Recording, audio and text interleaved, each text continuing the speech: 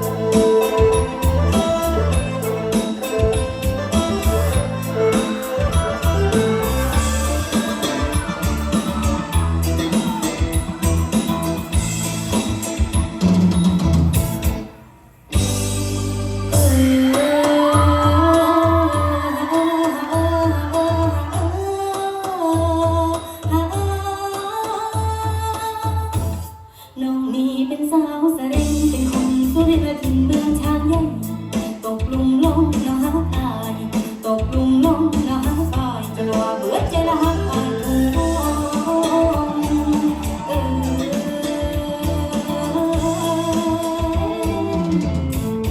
บ้องมีแฟนหรือยัง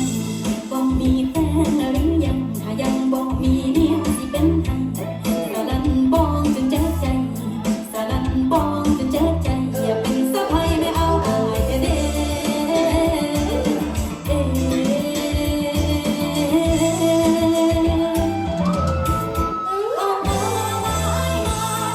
จะพาไปเที่ยวสุรินทร์จะพาไอ้นั้นไปกินจะพาไอ้นั้นไปกินอันโซกระบองพนมชะนีได้ขี่ช้างใหญ่เที่ยวเมืองสะแดด